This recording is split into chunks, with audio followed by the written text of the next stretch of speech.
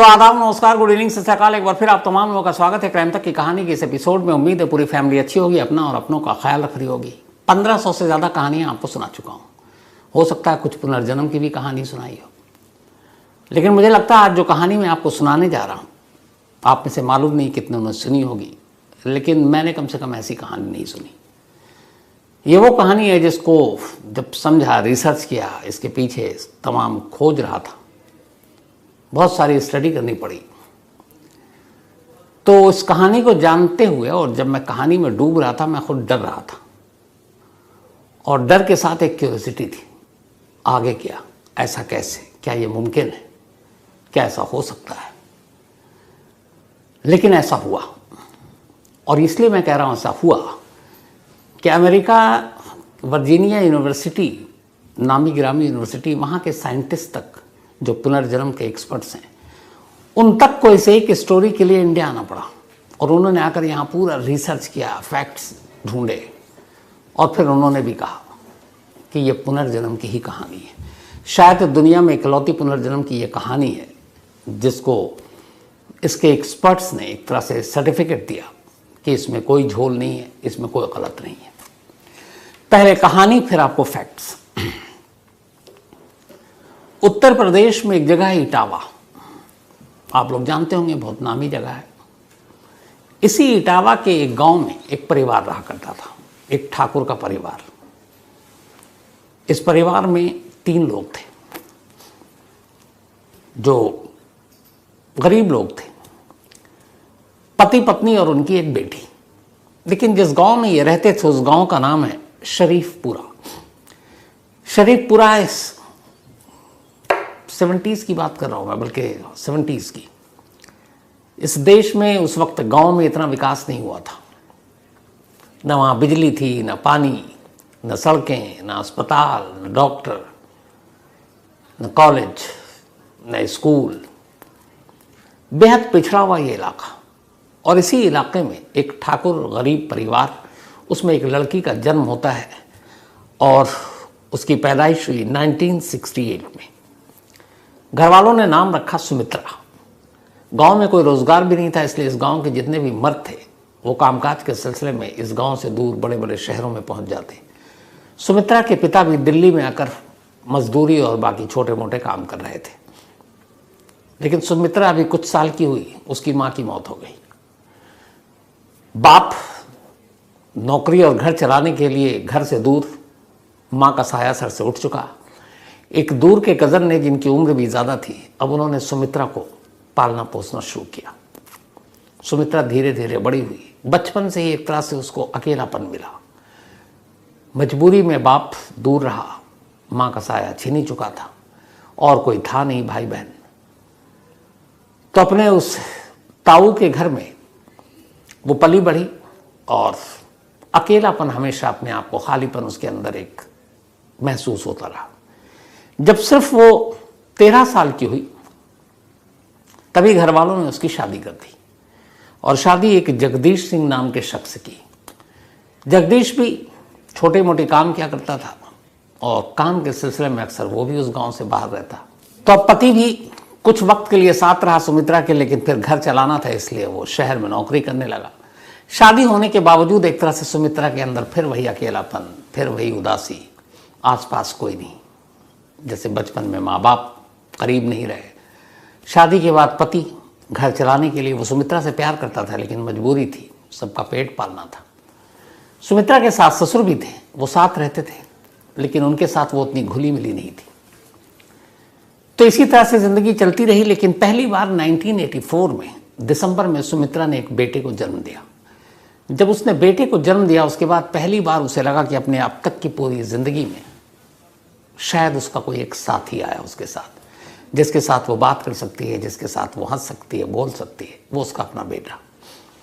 बेटे की पैदाइश के बाद अब सुमित्रा बहुत खुश थी। दिन भर अपने बेटे को सीने से लगा कर रखती थी।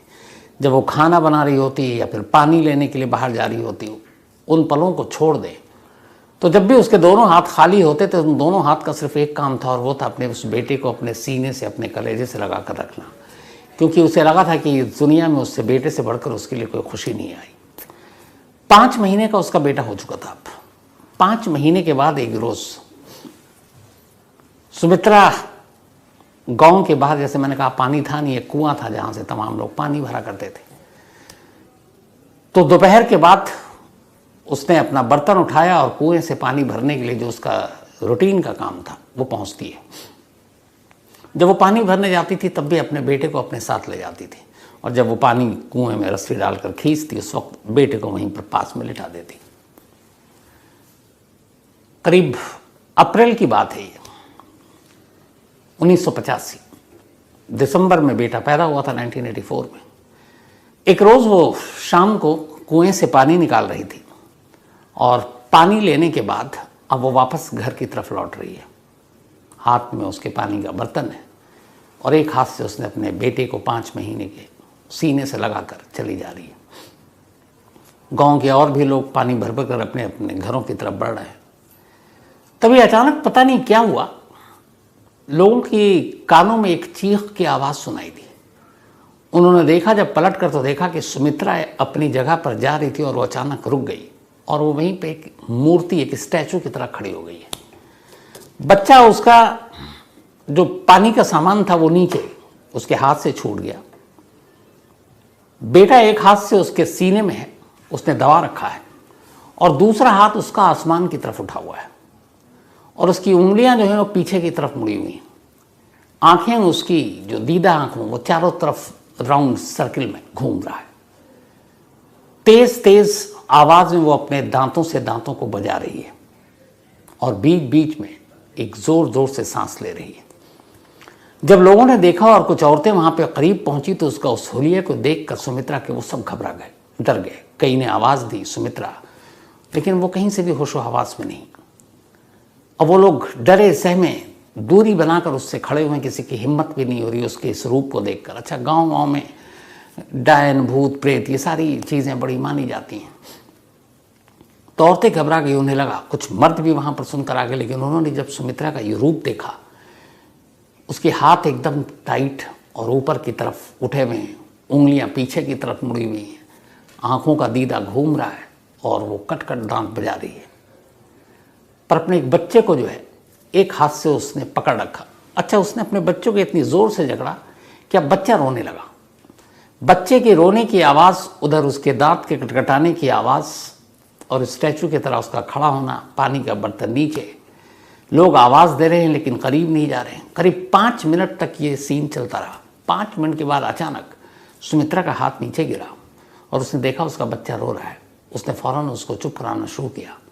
फिर उसने देखा बर्तन, पानी तो गिर गया, उसने वो उठाया। जब पलटती है तो देखती है कि भीड़ लगी हुई है गाँव वालों, सब उसकी तरफ देख रहे हैं। उसे कुछ समझ में नहीं आया। उसने पूछा, क्या हुआ, क्यों मेरी तरफ देख रहे हो?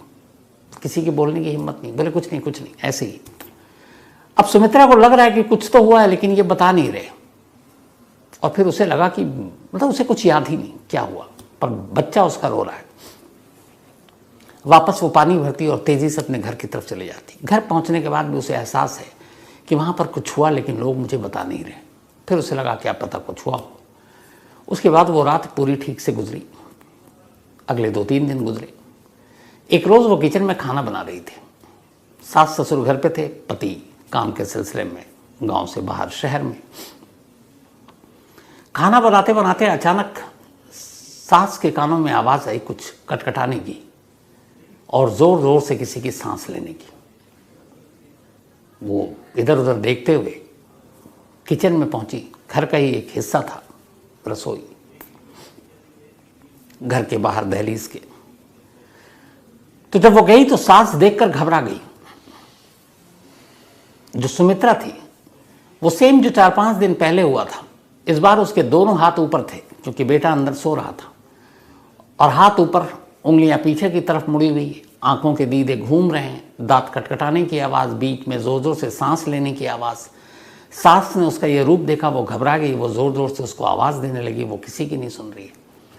और करीब 10 मिनट तक ये सिलसिला चलता रहा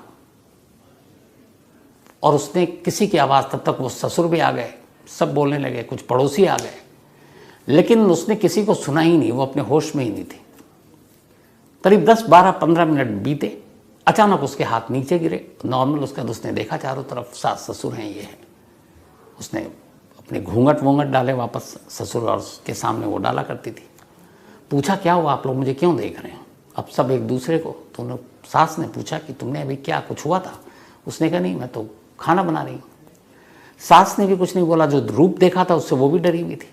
उसके बाद वो गई अपने, फिर बच्चे को देखा, बच्चे को गोद उठाया।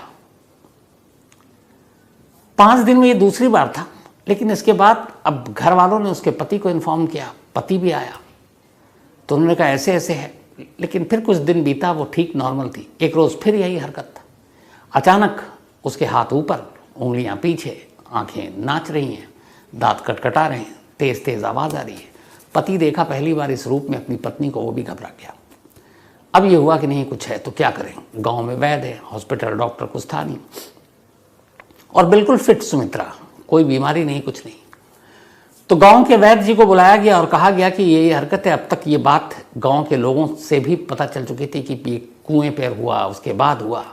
तो बीच बीच में अब ये हुआ कि दौरा पड़ रहा, तमाम बातें हो रही हैं, कोई साया है, भूत प्रेत है, डायन है, इसी तरह की होती है। वैद्य आया, ओझा को दिखाया, वैद्य ने पूरा चेक किया, उसने कहा ये बिल्कुल ठीक है, कुछ नहीं है ऐसा। वैद्य चला गया। लेकिन ये सिलसिला अगले 5 महीने तक चलता रहा। अगले 5 महीने तक बीच में कभी भी सुमित्रा को इसी तरह का दौरा पड़ता और वो अपने आप में सब कुछ भूल जाती और उसे कुछ याद ही नहीं रहता। अब पति ने भी उधर शहर जाना छोड़ दिया, क्योंकि पत्नी है, सास ससुर ने कहा भाई देखो हालात ठीक नहीं है, क्या पता कुछ हो जाए। इधर ये भी डर है कि कभी किसी ऐसे हालात में वो बच्चे को कुछ ना कर दे। तो अब दिल पर पत्थर रखकर सुमित्रा ने अपने बच्चे से भी थोड़ी सी दूरी बनानी शुरू कर दी कि कभी ऐसा ना हो कि मैं उस रूप में चली जाऊं और बच्चे को ही अपने नुकसान पहुंचा दूं। तो अब ज़्यादातर बच्चे सास के पास रहते, मतलब अपनी दादी के पास, और ये सारा सिलसिला चलता रहा। धीरे धीरे वक्त बीता। 16 जुलाई 1985 की तारीख आ गई। 16 जुलाई 1985 को अपने घर पर सुमित्रा मौजूद थी। दोपहर का वक्त था, सबने खाना खा लिया था। सुमित्रा अपने बेटे के पास उसको गोद में लेकर खेल रही थी। फिर उसने अपने बेटे को नीचे रखा। उसने कहा कि थोड़ा सुस्ता ले, उमस और गर्मी का माहौल भी था। लेकिन तभी दोपहर अचानक फिर से वो उसी रूप में आ गई। उसके दोनों हाथ आसमान की तरफ, एक ही लक्षण होते थे उसके, उंगलियां पीछे की तरफ, आंखें, जो दीदा है वो घूम रहा है, दांत कटकटा रही है, जोर जोर से सांसें ले रही है और कुछ बोलने की कोशिश कर रही है, बोल नहीं पा रही है। पति और सास ससुर, अब तक पड़ोसी और सब, इन सबको पता था कि कुछ होता है इससे, लेकिन यह था किसी को नुकसान नहीं पहुंचा रही है। तो बहुत सारे लोग थे, तमाशबीन भी थे, कुछ डरे समय। बच्चों को लोग डराने लगे थे, देख सुमित्रा के पास भेज देंगे तो ये बदमाशी मत कर। तो ये सब चल रहा था। 16 मई 1985 को जब ये हुआ तो उस दिन पहली बार एक अजीब चीज़ हुई। सुमित्रा उसी रूप में थी, दांत कटकटा रही है, सांसें ले रही है, और अब तक वो बीच में कुछ बोलती थी, किसी को समझ में नहीं आता था। लेकिन उस दिन उसने एक लाइन बोली, और जब वो लाइन बोली तो जिसने भी सुना वहीं पे सब सहम कर रह गए। उसने कहा ठीक 3 दिन के बाद आज से मैं मर जाऊंगी। 16 जुलाई 1985, दोपहर का वक्त।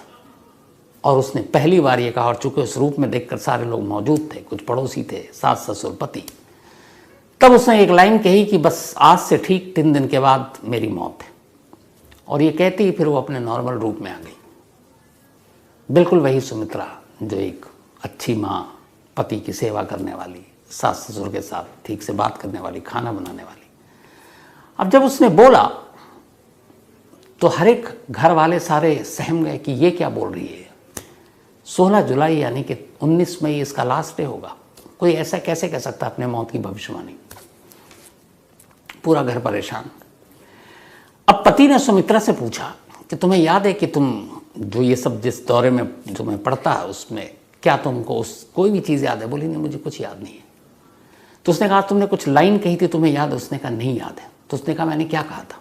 उसने कहा तुमने पति की मजबूरी थी, उसने बोल दिया। उसने कहा तुमने ये कहा कि ठीक 3 दिन के बाद तुम मर जाओगी। तो उसने कहा क्या बक रहे हो? उसने कहा हाँ। अब सुमित्रा के दिमाग में ये बात बैठ गई। उसे लगा ये क्या है। लेकिन अगले 3 दिन तक 16, 17, 18 वो बिल्कुल नॉर्मल रही। अब 19 मई बल्कि 19 जुलाई 1985 की तारीख आ गई। ये वही डेट थी जो सुमित्रा ने अपनी मौत के लिए चुनी थी, जब उस दौरे में थी और वो बोल रही थी। 19 जुलाई 1985 सुबह हुई, दोपहर, सुमित्रा बिल्कुल ठीक। बट उसने उस दिन भी यही किया कि वो अपने बच्चे से खुद को दूर रखती थी। जब कुछ लोग उसके आसपास हों तो बच्चे को प्यार करती, सीने से लगाती, बाकी उसकी दादी के पास ही होती। 19 को सुमित्रा ने एक चीज़ ये किया कि उसने कहा मैं ऐसा कोई काम नहीं करूँगी जिससे मेरी मौत हो सके। उसने कहा मैं ऊंचाई पे नहीं जाऊँगी कि फिसल जाऊँ, मैं आज खाना नहीं बनाऊँगी, चूल्हे के करीब नहीं जाऊँगी कि आग न लग जाए, मैं आज जंगल की तरफ नहीं जाऊँगी, मैं आज कुएं पे पानी नहीं भरने जाऊँगी कि कुएं में न गिर जाऊँ। मतलब ऐसी चीज़ जो एक इंसान अपने उसमें कर सकता है कि इन वजहों से हम मर सकते हैं, उन सारी चीज़ों से उसने कहा कि मैं दूरी बनाऊंगी। और उसके पति ने भी यही बात उससे कही। धीरे धीरे दोपहर से शाम हो गई, सुमित्रा बिल्कुल ठीक। घर वालों को अब लगा कि चलो कुछ घंटे की बात है, और ये जो उसने कहा था 3 दिन पहले ये गलत साबित होगा। घर के अंदर है सुमित्रा, क्योंकि हर तरफ से वो बच रही, कुछ नहीं चाहती ऐसा करे कि जिससे कोई एक्सीडेंट हो, कोई हादसा और उसकी मौत हो जाए। आराम कर रही है, कोई खाना वाना नहीं बनाना, बाहर नहीं जाना। शाम हो गई, उसे कुछ घुटन सी महसूस हुई। उसे लगा कि बहुत है कमरे के अंदर, चलो बाहर नहीं जाना, दरवाजे पर खड़े होकर थोड़ी ठंडी हवा ले लेते हैं, क्योंकि शाम की हवा भी आनी शुरू हो गई थी। अब वो दरवाजे पर खड़ी हो गई। इत्तेफाक से उसकी एक दोस्त वहाँ से गुजर रही थी। उसने उसको आवाज़ दी। उसने कहा कहाँ जा रही हो, कैसे? उस दोस्त को भी इसके बारे में पता था, और ये भी पता था ये तीसरे दिन की कहानी। अब वो उससे बात करने लगी, दरवाजे के बाहर निकली। अब वो जाकर करीब बात कर रही है, और दोनों हंस कर बात कर रहे हैं। वो उससे उसका पूछ रही खैरियत, तुम अब ठीक हो, तुम्हें क्या हो जाता, तुम तो बिल्कुल हट्टी कट्टी हो। और वो कह रही है ये सब पता नहीं ऐसी है, मैं बिल्कुल ठीक हूँ, मेरे बेटे के आने के बाद से मैं बहुत खुश हूँ। और पूरी बात कर रही है, और बात करते करते अचानक एकदम वहीं खड़े खड़े वो यूं ही खड़ी रहती है, और उसके मुंह से आवाज़ बंद। उसके दोनों हाथ ऊपर की तरफ गए, और इस बार उसने कुछ नहीं किया, न दांत कटकटाए, न उंगलियां पीछे की, न नज़रें घुमाई, बस खड़ी हो गई। अब उसकी सहेली उससे बात किए जा रही है, वो जवाब नहीं दे रही है। उसने उसको हिलाया, और वो चट्टान की तरह, बिल्कुल जैसे कोई स्टैचू नहीं होता, मूर्ति, वो वैसे वहीं अपनी जगह टिकी हुई है। मतलब धक्का देने पर भी वो आगे पीछे या गिर नहीं रही है। उसने 2-3 बार पहले हल्के से फिर जोर से उससे पूछा, सुमित्रा सुमित्रा, कोई जवाब नहीं दिया। उस दोस्त को मालूम था इस 3 दिन की भविष्यवाणी वाली बात। अब वो बदहवास चीखती है, ज़ोर ज़ोर से रोने लगती है। उसके चीखने और रोने की आवाज़ सुनकर तमाम पड़ोसी और घर के अंदर से सुमित्रा का पति, सास, ससुर सब बाहर आते हैं। अब तक उन्हें ये लगा था कि शायद शाम हो गई, भविष्यवाणी गलत हो गई।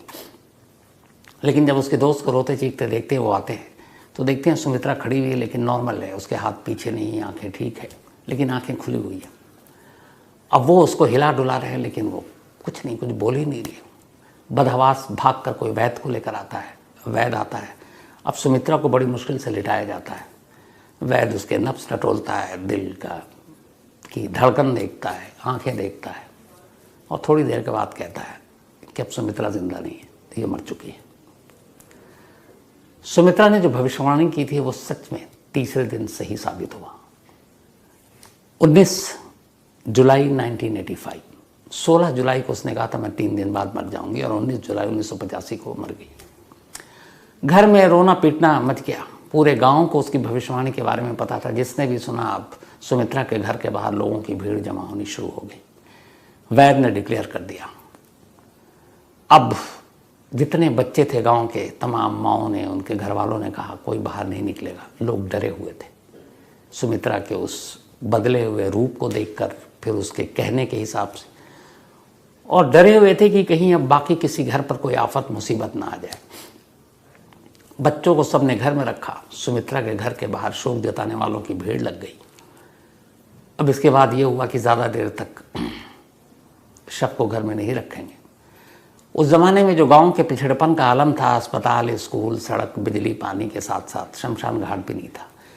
गांव की किसी खुली जगह पर खुद लकड़ियाँ इकट्ठी करो, एक पंडित को बुलाओ, सारी रस्में मंत्रोच्चार के बीच खुद गांव वाले अंतिम संस्कार कर देते थे। तो कुछ लोग गए, उन्होंने लकड़ियाँ वकड़ियाँ जुटानी शुरू की। जहाँ पे अमूमन गांव के लोगों का अंतिम संस्कार होता था, औरतों को बुलाया गया क्योंकि सुमित्रा महिला थी।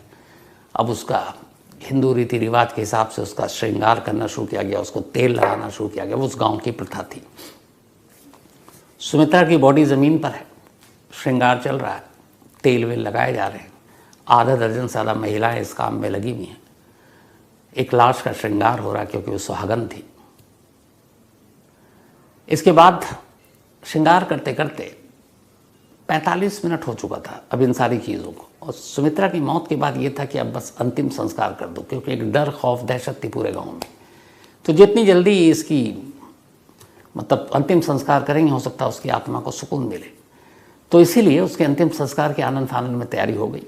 और इधर उधर चिता सज रही है, इधर लाश को सजाया जा रहा है। तभी अचानक जिस कमरे में लाश रखी थी, एक औरत की बड़ी तेजी से चीख की आवाज़ सुनाई दी और वो बदहवास चीखते हुए घर के बाहर भागी। बाहर सारे लोग शोक जताने के लिए खड़े थे, बहुत सारी महिलाएं भी थी। घर छोटा था, बहुत सारी एक साथ नहीं जा सकती थी। इसी बीच में एक दूसरी महिला चीखते हुए घर से बाहर निकली, फिर तीसरी निकली। अब जब ऐसा हुआ तो बाहर बदहवास लोगों ने पूछा क्या हुआ। तो पहली महिला जो निकली थी बाहर, उसने अपने आप पे काबू पाया और उसने कहा कि अचानक सुमित्रा ने अपनी आंखें खोली थी और उसकी आंखें उसी तरह से, उसकी दीदा जो है वो चारों तरफ घूम रहा है। लोगों ने कहा तेरा वहम होगा। तब तक दूसरी बोली नहीं, मैं उसका श्रृंगार कर रही थी और उसका दिल जोर से धड़क रहा है। तीसरी ने कहा कि वो अपने दांत को कटकटा रही है। अब जब ये सुना तो सारे लोग भागे, वैद्य जी को बुलाया गया। वैद्य जी अंदर आए। अब उन्होंने दोबारा सुमित्रा के नब्ज टटोले, दिल की धड़कन टटोली और उसके बाद घर वालों से कहा कि ये मातम मत मनाओ, सुमित्रा जिंदा है, ये चमत्कार हो गया। थोड़ी देर बस उन्होंने कहा कि थोड़ा सा और इसको भी परेशान मत करो। वैद्य जी की यह खबर सुनकर सुमित्रा का पति खुशी से रोने लगा। घर वाले खुश, पूरा मोहल्ला खुश। थोड़ी देर के बाद अब सुमित्रा की इधर हालत यह है कि जब वो होश में आई तो उसने पाया कि वो लेटी हुई है, बहुत सारी औरतें उसको तेल लगा रही है। वो अचानक घबरा कर उठी। उसने कहा क्या है, क्या कर रहे हो तुम हमारे साथ। सबने किसी ने बताया नहीं। उसने कहा कुछ नहीं, बस ऐसे ही। उसने कहा नहीं हटो, और आप लोग हो कौन। इतनी देर में अब वैद्य जी चले गए। बाहर खड़े हुए पति जो खुशी में रो रहा था, बदहवास अंदर आया, सुमित्रा सुमित्रा करके चीखते हुए, और आकर सुमित्रा को गले लगा लिया। जैसे उसने गले लगाया, सुमित्रा ने उसकी तरफ देखा। अपने पति को देखते ही उसने एक जोर का धक्का मारा और पति को किनारे किया। कहा आप कौन है, इस तरह से आप क्यों मुझे गले लगा रहे हो, मैं आपको नहीं जानती हूँ और आप पराई स्त्री के साथ ऐसा नहीं कर सकते हो। पति ये सुनकर बदहवास कि ये क्या कह रही है। सास ससुर को बुलाया उसने, कहा माँ पिताजी ये देखो ये क्या बोल रही है। तो उसने कहा तुम्हारे सास ससुर। उसने कहा ये दोनों कौन है, मैं नहीं जानती। तमाम औरतें थी, बोली ये तुम्हारी जो दोस्त जिसके साथ बात करते करते उसने दम तोड़ा था, बोली इसको भी मैं नहीं जानती हूँ। अब सब थोड़ी देर के बाद जब उसने कहा ये तुम्हारा बेटा जो तुमको जान से ज़्यादा प्यारा है, उसने कहा मैं इसको भी नहीं जानती हूँ। सबको लगा कि जो माँ हमेशा अपने सीने से लगा कर रखती थी, अचानक अपने बेटे तक को अपनाने से मना कर रही है और पहचान नहीं रही है, कुछ गड़बड़ है। वैद्य जी को बुलाया गया। कहा कि वो जिंदा तो हो गई लेकिन किसी को पहचान नहीं रही। वैद्य जी ने उसको फिर से चेक किया। उन्होंने कहा काम करो, थोड़ा सब्र रखो, शायद शौक लगा हो या पता नहीं कुछ है, करिश्मा है, चमत्कार हुआ, थोड़ा इसे वक्त दो और इससे दूर रहो। अब ये कहकर चले गए वैद्य जी। अगला दिन आया, सुमित्रा बिल्कुल ठीक ठाक, लेकिन ना वो अपने बच्चे की तरफ देख रही है, ना उसे गोद में उठा रही है, ना सास ससुर को पहचान रही है, ना पति को पहचान रही है, ना पड़ोसियों को पहचान रही है और किसी को भी अपने करीब आने नहीं दे रही है। घर वाले इंतज़ार कर रहे हैं कि शायद ये भी एक उसके दौरे का एक्सटेंशन होगा, दिमाग पे असर हुआ होगा, धीरे धीरे वक्त बीतेगा तो वो ठीक हो जाएगी। करते करते इस आलम में 3 महीने बीत गए। 19 जुलाई को 45 मिनट की मौत हुई थी सुमित्रा की। अगस्त, सितंबर, अक्टूबर आ गया, 3 महीने बीत गए। 1985 20 अक्टूबर। इस 3 महीने के दौरान सुमित्रा ने किसी को भी नहीं पहचाना। तमाम कोशिश घर वालों ने कर ली, ना अपने पति को कभी अपने करीब आने दिया। उसने कहा आप पराये मर्द हो। न सास ससुर को वो दर्जा दिया, न पड़ोसियों को, दोस्तों को, किसी को नहीं। जब अपने बेटे को भी उसने एक बार भी गले नहीं लगाया। लेकिन एक काम वो करती थी, वो एक लेटर लिखती थी और लेटर लिखकर उसको वो करती और अपने पति को कहती कि इसको पोस्ट कर दो। पति अनपढ़, लेकिन घर वाले ये हैरान थे कि सुमित्रा ने तो पढ़ाई की नहीं। हाँ, थोड़ी बहुत उसके जो ताऊ थे उन्होंने पढ़ाया था, लेकिन फिर भी ये लिख रही है कुछ। पर उन्हें लगा कि अब कुछ होगा, या ये भी हो सकता है एक दौरे का पाठ हो, अपने आप को कुछ और सोच रही हो। पति अपनी पत्नी से बेहद प्यार करता था। वो उसके कहने के हिसाब से गांव के बाहर ही एक वो जो पोस्ट ऑफिस, बल्कि जो लेटर बॉक्स होता है, वो उसमें लेटर डाल देता। 3 महीने तक ये लेटर डालने का सिलसिला चलता रहा। 3 महीने के बाद 19 जुलाई 1985 को सुमित्रा ने 45 मिनट के लिए दम तोड़ा था। 20 अक्टूबर 1985 की तारीख आई।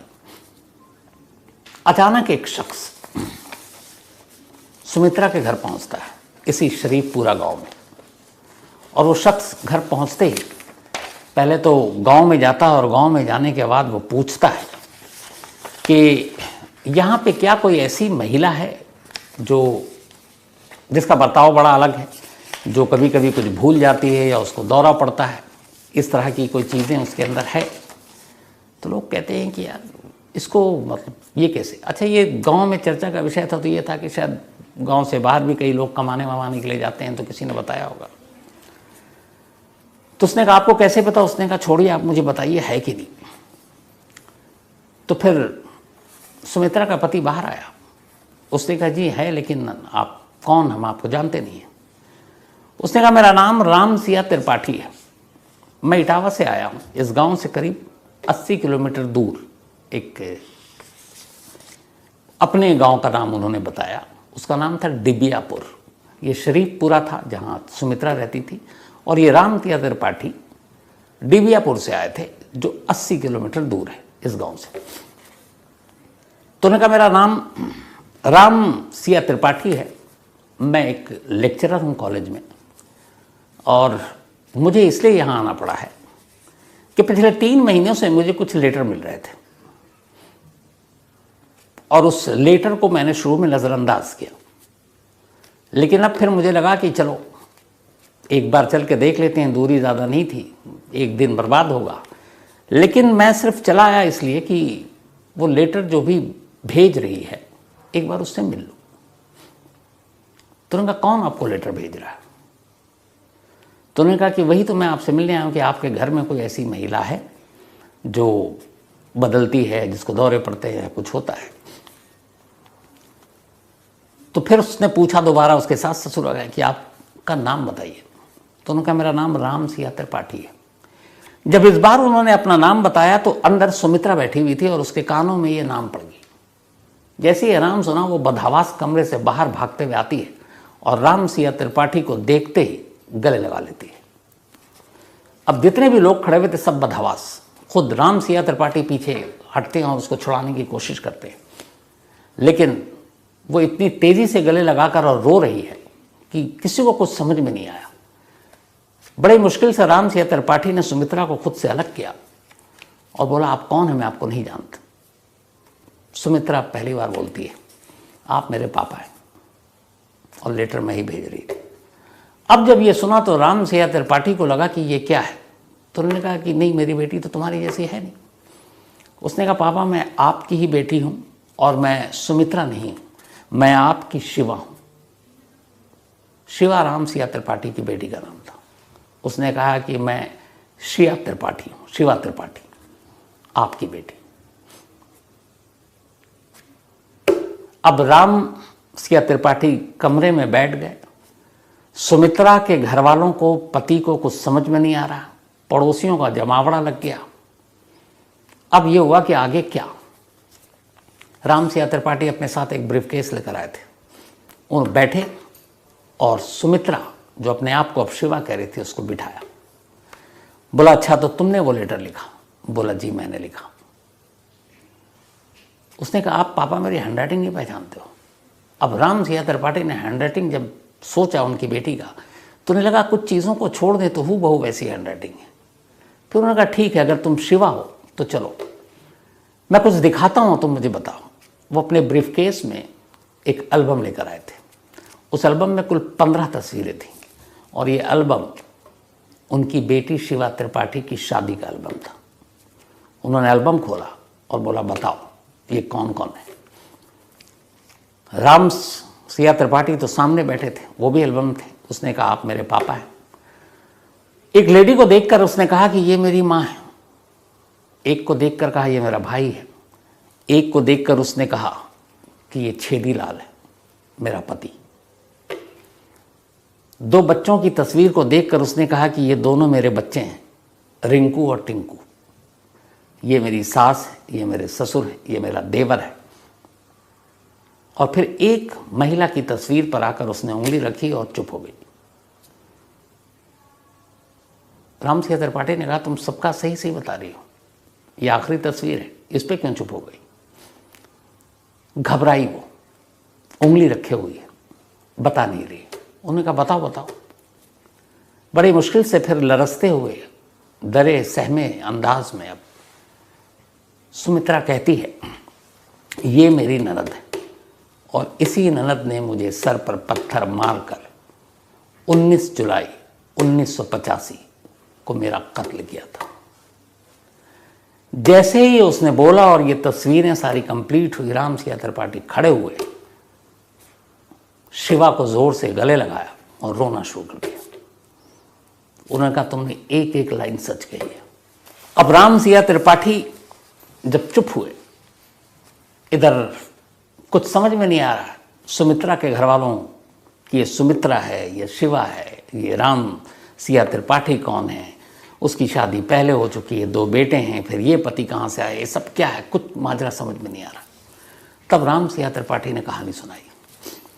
उसने कहा 24 अक्टूबर 1962 को, 24 अक्टूबर 1962 को शिवा मेरी बेटी का मेरे घर में जन्म हुआ था। मोहल्ला था डिबियापुर, यही आपके इटावा में। और वहाँ से शरीफा, जो बात बताया आपको, बल्कि शरीफापुर पूरा 80 किलोमीटर की दूरी पर है। पर ये दोनों परिवार एक दूसरे को नहीं जानते। शिवा एक ब्राह्मण फैमिली से थी और सुमित्रा एक ठाकुर परिवार में जन्म लिया था। ये खुद एक कॉलेज में लेक्चरर थे, घर में पढ़ाई का माहौल था। उस ज़माने में उन्होंने शिवा को ग्रेजुएशन कराया, कॉलेज में पढ़ी। जब शिवा 18 साल की हो गई तब 1980 में शिवा की शादी छेदी लाल नाम के एक नौजवान से कर दी गई। शादी के कुछ साल के बाद, अगले 5 साल के अंदर अंदर शिवा को 2 बेटे हुए, रिंकू और टिंकू। लेकिन बेटे होने के बावजूद शिवा की शादीशुदा जिंदगी कामयाब नहीं थी। वजह ये थी 2। एक, उस घर में यानी कि छेदी लाल के घर में जहाँ ये शादी हुई थी, उनका कोई भी पूरा परिवार खानदान में शिवा जितना पढ़ा लिखा कोई नहीं था। शिवा एक ग्रेजुएट थी कॉलेज की और वहाँ सब 12वीं पास थे। तो एक तो उनके अंदर एक कॉम्प्लेक्स था कि उनकी जो बहू है वो पूरे ख़ानदान में सबसे पढ़ी लिखी है। दूसरा, उन्हें लगता था कि उसके पति जो पिता हैं वो लेक्चरर हैं, बहुत पैसे हैं, तो वो डॉरी के लिए भी तंग करते थे और अक्सर ननद भी घर पे रहती थी, लड़ाई झगड़ा चलता रहता था। 18 जुलाई 1985 को अचानक जो शिवा है उसके एक दूर के अंकल ने आकर घर पे खबर दी कि शिवा ने खुदकुशी कर ली है। उसकी बॉडी रेलवे ट्रैक पर मिली है। बदहवास घर वाले भागे। उस वक्त राम सिया त्रिपाठी शहर से बाहर थे, कहीं और थे, दूर थे। वहाँ जाकर जब देखा गया तो देखा गया कि रेलवे ट्रैक के दोनों बीच में शिवा की बॉडी रखी हुई है। कोई भी पार्ट ट्रेन से कटा नहीं है। हाँ, उसके सर पर किसी वजनी चीज़ के चोट का निशान है। ससुराल वालों ने यही कहा कि उसने एक झगड़ा हुआ था घर में, आमतौर पर झगड़ा होता है, उसके बाद उसने जाकर खुदकुशी कर ली। लाश, वो दौर था उस वक्त, इतनी सारी चीज़ें, सोशल मीडिया था नहीं। आनन फानन में लाश घर पहुंचा और शिवा के पिता राम सियाराम का इंतजार किए बिना ससुराल वालों ने अंतिम संस्कार कर दिया। ये 18 जुलाई की बात है जो डेथ हुई थी, 18 जुलाई 1985। और इधर उस गांव से 80 किलोमीटर दूर सुमित्रा ने अपनी मौत की भविष्यवाणी 19 जुलाई की थी। 24 घंटे का फर्क था, 80 किलोमीटर के अंदर 2 मौत होनी थी। तो इधर पोस्टमार्टम कर दिया। बाद में अब घर वालों को शक हुआ, उन्होंने अपनी तरफ से तफ्तीश की तो पता चला कि 18 जुलाई को ससुराल वाले रात के अंधेरे में किसी को उठाकर रेलवे ट्रैक पर ले जाते हुए देखे गए। इसी के बाद ससुराल वालों के खिलाफ कंप्लेन किया गया। शिवा के ससुर और हस्बैंड को पुलिस ने गिरफ्तार किया, लेकिन कोई सबूत था नहीं। अंतिम संस्कार हो चुका था, मौत रेलवे ट्रैक पे हुई थी या फिर सर पे वजनी चीज से, इसका खुलासा हो नहीं सकता था। तो बाद में सबूतों के अभाव में पति और ससुर को शिवा को जमानत मिल गई। जो सास और ननद थी वो दोनों फरार हो गई थी। बाद में पुलिस जब उन दोनों को जमानत मिल गया तो उन्हें भी लगा कि अब वो केस में मिल ही जाएगा, दोनों वापस आ गई। उन्हें पुलिस ने पकड़ा, उन दोनों को भी फिर बाद में जमानत मिल गई, दोनों रिहा हो गई। ये पूरी कहानी अब राम सिया त्रिपाठी वहां बैठकर सुना रहे। अब अजीब सी कहानी सामने थी कि एक शिवा त्रिपाठी जो सेम डे मरी, और दूसरी तरफ सुमित्रा जिसने अपनी मौत की भविष्यवाणी 3 दिन पहले कर दी, उसकी मौत भी 24 घंटे बाद हुई थी शिवा के। और सुमित्रा कभी पढ़ी लिखी नहीं, इंग्लिश में लेटर भेज रही है।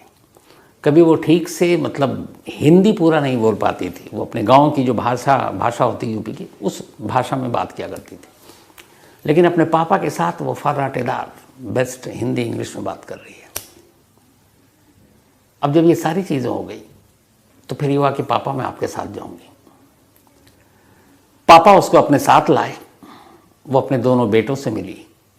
फिर उसे ख्याल आया कि उसके ससुराल ने तो उस पर जुल्म किया था, मारा पीटा था, उसको तो एक तरह से कत्ल ही कर दिया था उसका।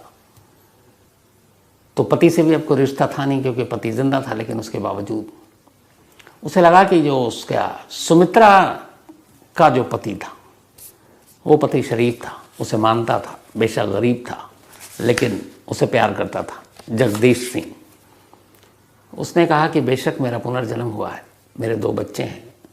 उसने उन दोनों बच्चों को अपना लिया, रिंकू जो उसके बेटे थे शिवा के, सुमित्रा ने। उसने कहा यही मेरे बेटे हैं। और अपने उस गरीब पति को भी उसने कहा यही मेरा पति है। और अपने उस बेटे को जिसको वो 5 महीने तक सीने से लगाकर भागती थी, उस बेटे को भी, पति बेटे और अपने पुनर्जन्म के पहले के 2 बेटे, इनके साथ फिर वो आकर उसी गांव में रहने लगे। और उस पति के साथ बड़ी अच्छी खुशहाल ज़िंदगी उसने गुजारी। उधर 2 अब परिवार भी था, वो सब भी खुश, गांव के लोग भी खुश। लेकिन ये कहानी फिर उस वक्त मीडिया में आई, अखबारों में आई। जब ये आई, अमेरिका की वर्जीनिया यूनिवर्सिटी से पुनर्जन्म के जो एक्सपर्ट हैं, सारे फैक्ट्स फाइंडिंग और ये चीज़ें देखते हैं, उनकी पूरी टीम आई। जो इंडिया में उस वक्त इस पे काम कर रहे थे वो टीम पहुंची इटावा में। इन लोगों ने बड़ी छोटी छोटी चीज़ों की फैक्ट्स की चेकिंग की, इंटरव्यू किया दोनों परिवार का, गांव के लोगों का। वो सारे डॉक्यूमेंट्स निकाले, शिवा की मौत का, सुमित्रा के जन्म शादी का, तस्वीरें निकाली दोनों के अलग अलग। हालांकि उसके गांव की तस्वीरें कम थी, लेकिन जो भी मिली वो सारी चीज़ें। हैंडराइटिंग मिलाया, क्वेश्चन किया उससे अलग अलग दोनों परिवारों के, उस जन्म और इस जन्म का, टाइमिंग मिलाई। और फिर वर्जीनिया यूनिवर्सिटी ने डिक्लेयर किया, और इंडिया का जो एक रिसर्च इसके ऊपर काम करते हैं, कि दुनिया का इकलौता और शायद पहला ऐसा पुनर्जन्म का केस है जो सच्चा है। फैक्ट्स के बेस पर ये केस ये साबित करता है कि सुमित्रा का पुनर्जन्म शिवा के तौर पर हुआ था। तो ये पुनर्जन्म की कहानियां बहुत आती हैं, लेकिन ये इकलौता केस है जिसको प्रूफ, एक तरह से प्रूफ किया गया कि ये सच है। तो अब सुमित्रा, या ये कहें कि शिवा, अपने पहले पति, मतलब जो सुमित्रा का पति था, उसके साथ रहने लगी। 3 बेटे, धीरे धीरे वक्त बीता, सब कुछ अच्छा चला। 1998 85 में ये हुआ था। उसके करीब 13 साल बाद अचानक एक रोज़ बीमारी से सुमित्रा या यूँ कहें कि शिवा की मौत हो गई। और सुमित्रा या शिवा की मौत के 1-2 साल के बाद उसके पति जगदीश सिंह की भी मौत हो गई। बच्चे आज भी हैं, परिवार आज भी है, और ये कहानी आज भी है। और ये वो कहानी है जो दुनिया में इकलौती ऐसी कहानी है जिसके पुनर्जन्म की सच्चाई पर मुहर लगी है। तो ये थी आज की कहानी। मुझे लगता है कि इस कहानी पर आप लोग अपनी राय ज़रूर दीजिएगा, क्योंकि जब मैंने इस पर रिसर्च किया तो मैं खुद हर कदम पर हैरान था कि ऐसा कैसे हो सकता है। लेकिन जब इतने सारे फैक्ट्स हैं तो इसको झुठाया नहीं जा सकता। तो आज की कहानी में इतना ही, लेकिन कहानी ख़त्म करूं उससे पहले वही अपना सिलसिला। आज उषा कामले जी, इनकी 60वीं सालगिरह है, यानी कि 60th ईयर, 60 साल की आज हो चुकी हैं। तो उषा जी हैप्पी बर्थडे, और मेरी यही दुआ है ऊपर वाला आपको हमेशा लंबी उम्र दे, सेहत दे, आप हमेशा अच्छी रहें, आपका परिवार अच्छा रहे। और ये भेजा है शंकर कामले, उनके बेटे हैं, और रेणुका जी, इसके अलावा शुभांकर और अश्वथ, ये दोनों पोते हैं। साथ ही सोनल शर्मा, इनका भी आज जन्मदिन है, तो हैप्पी बर्थडे सोनल। और ये हिमांशु सिंह ने भेजा है। रीता मेंडोंजा, इनका भी आज जन्मदिन है, तो हैप्पी बर्थडे रीता दी। और ये लंदन से हैं, and thank you so much आपके इस मेल के लिए। अतानु गोस्वामी का भी आज बर्थडे है, तो हैप्पी बर्थडे अतानु। साथ ही शकील खान, इनका भी आज जन्मदिन है, ये रियाद में है, तो हैप्पी बर्थडे शकील। दीपक सेन गुप्ता, बल्कि दीपक सानगुले, थैंक यू सो मच आपके मेल के लिए। Sumer Rathore, thank you so much आपके मेल के लिए। हर्षिल ठक्कर, थैंक यू, और ये सरे से हैं, और आपके इस प्यार के लिए। साथ ही Mubeen Khan, thank you so much. Sagar Bhalerao, thank you so much, उन्होंने कहानी की फरमाइश की है। इसके अलावा सईद चौधरी, कमाल है, सईद चौधरी साहब ने ये एक मेल लिखा कि क्या आप मुंबई में हैं, क्योंकि उन्होंने मुझे कहा कि मैंने सपने में देखा कि आप मुंबई आए हुए हैं, तो अगर आप मुंबई में हैं तो मुझसे मिल लीजिए, या क्या आप मुंबई आने वाले हैं। तो सईद चौधरी साहब, मैं दिल्ली में हूँ, आप रात को लगता है कहानी देख के सुन सकते हैं। तो कई लोगों के रात के मैं सपने में आ जाता हूँ। उसकी शायद एक वजह यही है कि आखिरी चीज़ जो होती है वो आप मेरी आवाज़ सुनते हैं और कहानी सुनकर सो जाते हैं। तो कहते हैं जो आखिरी चीज़ होती है वो सपने में ज़रूर आता है। लेकिन वैसे कभी मुंबई आऊँगा तो सईद भाई आपसे ज़रूर मिलूंगा। तो आज की कहानी में इतना ही। अब आपसे मुलाकात होगी कल रात 9 बजे किसी नई कहानी के साथ।